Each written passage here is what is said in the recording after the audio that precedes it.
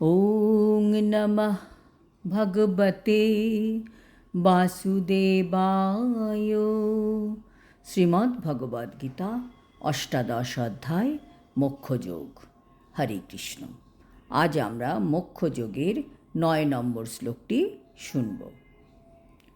কার্যং মিত্যেব যৎকর্ম নিয়তং ক্রিয়তে অর্জুন সঙ্গং ত্যক্তা ফলং চৈব সত্যাগঃ সাত্বিকো মতঃ।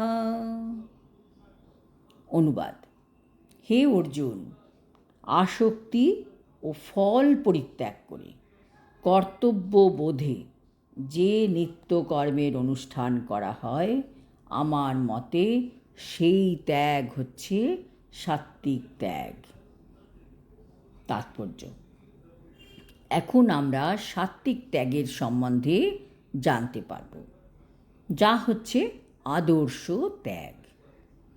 কর্ম ত্যাগ করাটা সাত্বিক ত্যাগ নয়, বরং কর্মফলের আকাঙ্ক্ষা ত্যাগ করা, কর্মফল ভোগ করার বাসনা ত্যাগ করা, এই ত্যাগটাই একমাত্র সাত্বিক ত্যাগ। কর্ম ত্যাগ করা হচ্ছে রাজসিক বা তামসিক ত্যাগ। সমস্ত আসক্তি ত্যাগ করে যে ব্যক্তি তার নিত্য কর্ম করে, কারণ সেটিকে তিনি তার কর্তব্য মনে করেন, তিনি প্রকৃতপক্ষে সাত্বিক ত্যাগ করেন। আমরা সবাই নিত্যকর্ম করি। তার মধ্যে একটি হচ্ছে ভোরবেলা উঠে স্নানাদি সেরে ভগবানের সেবা করা। সেটি কর্তব্য বোধে করা উচিত। একদিন করলাম, একদিন করলাম না, এমন যেন না হয়। আবার ভগবান আমায় গাড়ি দেবেন, বাড়ি দেবেন, তার আশা নিয়ে ভগবানকে সেবা করাটা সাত্বিক ত্যাগ হলো না। ভগবানের কাছে চাওয়াটা পাপ নয়, কিন্তু যখন আমরা কর্তব্য বোধে ভগবানের সেবা করি, তাতে ভগবান অতি খুশি হন। আমরা বারবার শুনি, কর্ম করে যাও, ফলের আশা করো না। এটা বলা তো সহজ, কিন্তু কি করে সেটা মানা সম্ভব? সেটি একমাত্র সম্ভব ভক্তিপথে আসতে পারলে।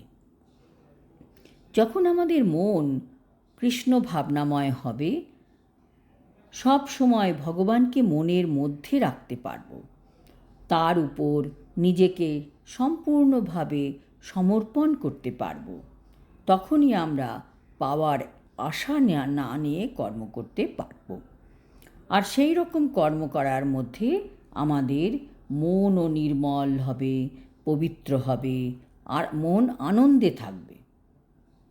এই শ্লোকের তাৎপর্যে শ্রীল প্রভুপাদ বলেছেন, এই রকম মনোভাব নিয়েই সর্বদা নিত্যকর্মের অনুষ্ঠান করা উচিত।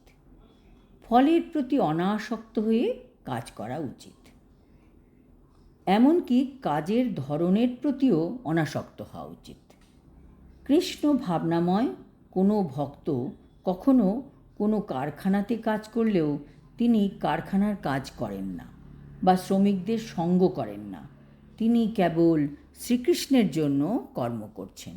তিনি যে কাজটা করেন, তিনি মনে করেন আমি এটা কৃষ্ণের জন্য করছি।